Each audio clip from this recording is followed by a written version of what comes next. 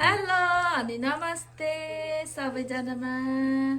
आज चाहिँ हाम्रो घरमा ढेँडो अनि लोकल कुखुराको मासु पाकेको छ।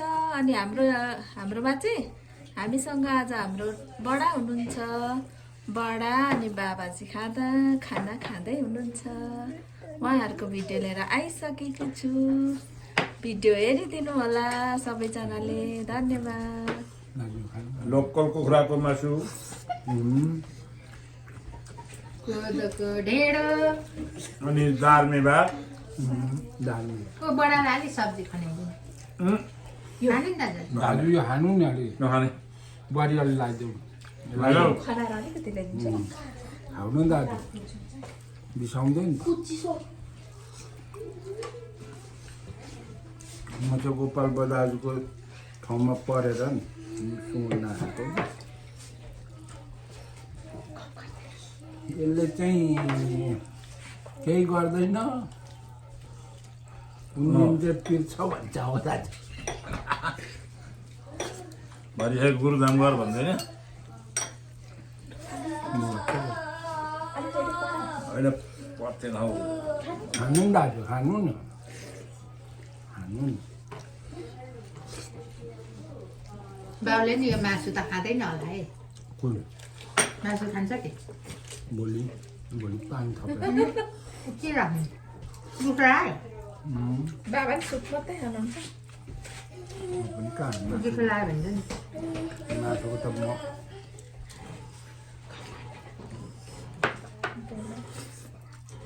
साह्रै मिठो खानाहरू बनाएको छ मैले खाएको उम्, धनसे बिस्टी डाँडामा खाएको जस्तै लाग्यो भन्दै त्यसो भन्दै खानु नि। पानी दिनु नि पऱ्यो यही खोल्नु भाइ ए खोलिदिएको छु त। खोलेर एकछिन न भयो।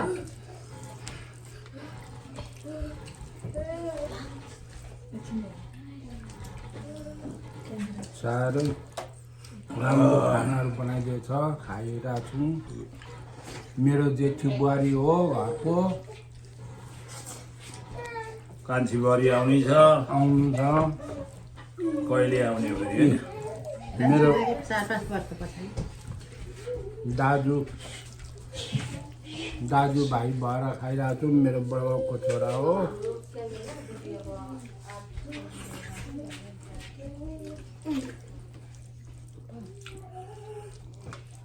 हाम्रो शाखा सन्तानको दाजुभाइले तिम्रो पनि भेट भएर यसरी खाऊ है कहिले कहिले त। हाम्रो धेरै लडा भएको सन्तान हो हामी हाम्रो धेरै दाजुभाइ छौँ हाम्रो गोलटोल धेरै छौँ सरम नगरिकन शनिबार आइतबार चाहिँ आउनु होला। आइदिनु होला यसलाई पकाएर खुवाउँछौँ। विश्वास गरिदिनु होला विश्वास के विश्वास विश्वास भने के हो। यो यसरी बनाइ खाएको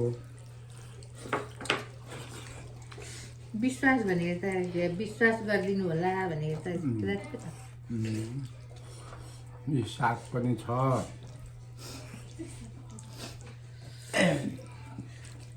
ओ नाति हिँडिरहेछ टुकुर टुकुर मेरो धनसेको कुरा गर्दै खानु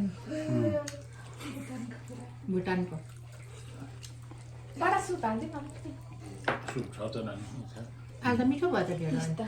अनि कति मिठो यो कुखुराको सुपसँगै मिठो हुँदैछ। अनि यो दार्ने भात त झन् अझै भएको उब्लो बनाएर तताएर दुधसँग नि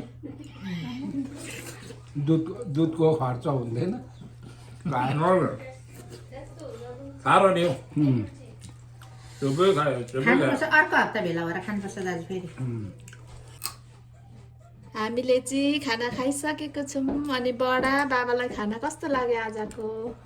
मलाई चाहिँ एकदम तुफान यो ढेँडो नखाएको थुप्रो दिन भइसकेको थियो हो।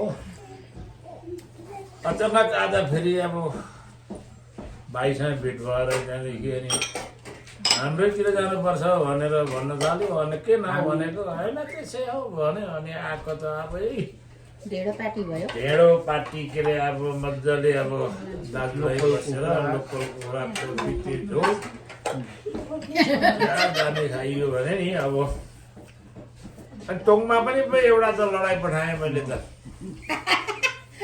तोङ्गाको फेरि कहाँ हो तोङ्गै छैन फेरि अझै खानु भन्दै थियो भाइले जबरजस्ती गर्छ यसले त जबरजस्ती अर्को नि खानु लाउँदै थियो खाइन अब हाम्रो चाहिँ अब किनभने मेरो चाहिँ अब एउटा निजा भाइ चाहिँ अब उता इन्डियामा छ मेरो यहाँहरू बडाबाउको छोराहरू भाइ बहिनीहरू भाइ दाजुहरू छ हामी यसरी बसेछौँ हो जस्तै भए पनि अहिले आराम छ दुःख सुख राम्रै चलेछ केही यो दुःख छैन मेरो दाजुहरू सबै आफ्नै छेउछाउमा छ मलाई टेन्सन पनि छैन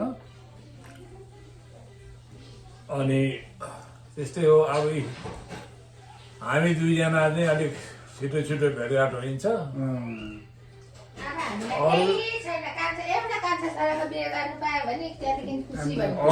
तिमीहरूको त्यति मेरो त लेटिसकेको सबै अब नाता नातिको पो बिस्तारै बिस्तारै आउँछ पालो होइन उनीहरूको अब आफ्नो आफ्नो ठाउँमा तर नाता नातिको त बिहे खानु पनि पाइन्छ पाइँदैन अब त्यो होइन त्यो के अरे अब नाता नातिनीको त दाजु कोही दुःख छ है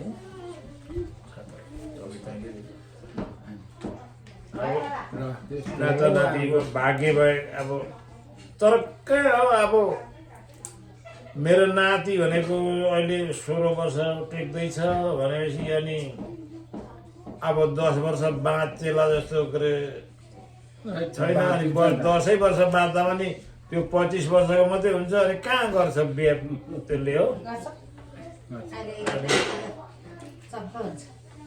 बरु नातिनीले चाहिँ बरु गर्ला होइन छोरी मान्छेले छिटो बिहा गर्छ हाम्रो 27 वर्षको भइसक्यो अहिलेसम्म बिहेको कुरा गर्दैन बिहेकै कुरा अहिले के त के अरे मैले 30 वर्षमा बिहे गरेको मैले बुहारीलाई 26 वर्षमा ल्याएँ 25 वर्ष ल 20 वर्षमा अब आजलाई यति नै होला दाजुभाइ दाजु अब अर्को हप्ता पनि भेट्छौँ अब अर्को बाजी चाहिँ दाजुभाइ के गर्ने भने त्यो सजिनाको यसको बनाएर होइन मलाई चाहिँ सजिना पनि चाहिँदैन यो यस्तै दार्ने भात कि अनि दही क्या दही छ भने मलाई चाहिँ कापी के अरे अरू नै चाहिँदैन ल हामीलाई दाजु ल ल त्यसै गरौँ मासु मांसको त अब त्यो कुरा दहीसँग मिठो हुन्छ नि कोदो हजुर। अब त्यहाँ थपक्कै गइन्छ हाम्रो एउटा